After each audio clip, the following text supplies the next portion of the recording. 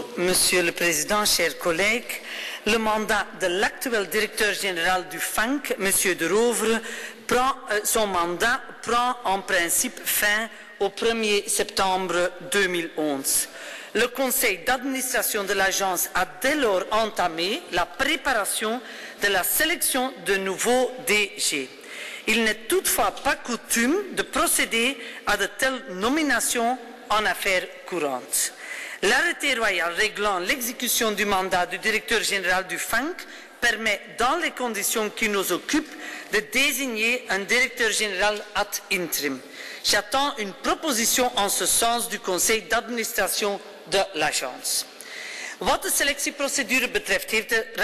En ce qui concerne la procédure de sélection, le conseil d'administration a désigné un bureau à l'issue d'un marché public et a chargé ce bureau de dresser une liste de candidats. Cette liste doit comporter 2 candidats francophones et 2 candidats néerlandophones qui satisfont aux exigences du profil d'un directeur général.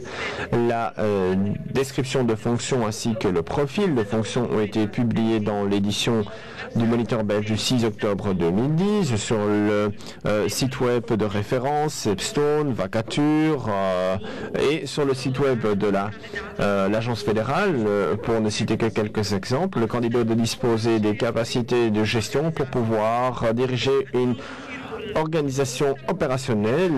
Le bureau doit rédiger un rapport avec une motivation claire en ce qui concerne les différents candidats. Ce rapport englobait également une radioscopie des compétences des différents candidats sélectionnés par rapport au profil, ou plutôt à la lumière du profil de fonction.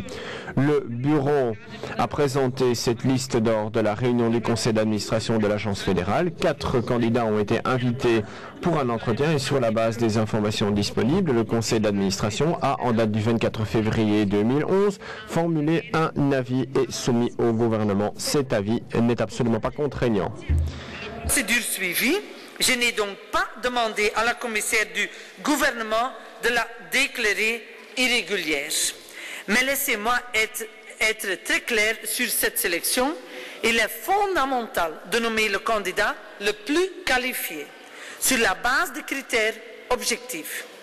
La situation au Japon démontre que seul un régulateur solide, compétent et indépendant peut garantir un haut niveau d'exigence.